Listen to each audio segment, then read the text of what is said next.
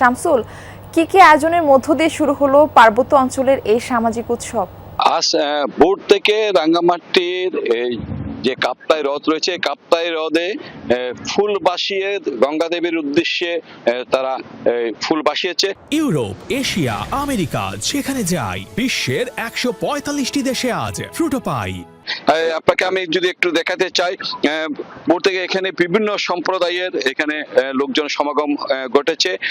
বিশেষ করে আমরা এক সময় দেখেছিলাম এখানে যে পার্বত্য চট্টগ্রামে যে ত্রিপুরা যে সম্প্রদায় রয়েছে, ত্রিপুরা সম্প্রদায়ের লোকজন তারা প্রতি বৎসর তাদের এই দিনে তারা গঙ্গা দেবীকে উদ্দেশ্য করে ফুল বাসানোর এই অনুষ্ঠানটা তারা করত।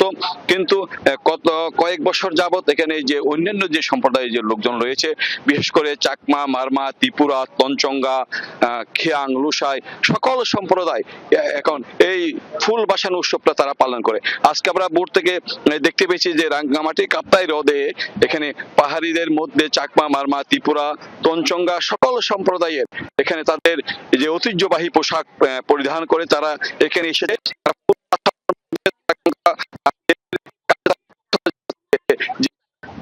গত যে বছরটা তারা পার করছে, এই বছরের মধ্যে যত দুঃখ ক্লানি যা ছিল তার থেকে তারা পরিত্রাণ পেয়ে আগামী বছর যাতে তারা সুখ শান্তির মধ্যে তারা বসবাস করতে পারে এবং তার যাতে এই পার্বত্য চট্টগ্রামে যে সকল সম্প্রদায় এখানে বসবাস করে, পাহাড়ি বাংলা সম্প্রদায় সকল একসাথে যাতে মিলেমিশে শান্তিপূর্ণভাবে তারা বসবাস করতে পারে, এই প্রার্থনা তারা গঙ্গা দেবীর কাছে করেছে।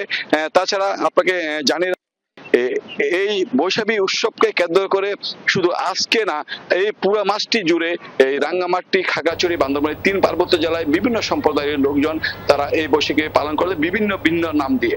আগামী 15 তারিখ এবং 17 তারিখ মারমা সম্প্রদায়ের জলকেলি অর্থাৎ জল উৎসবের মাধ্যমে এই বৈশাখী উৎসবের সমাপ্তি হওয়ার কথা রয়েছে। শামসুল, আপনাকে ধন্যবাদ যুক্ত হওয়ার জন্য।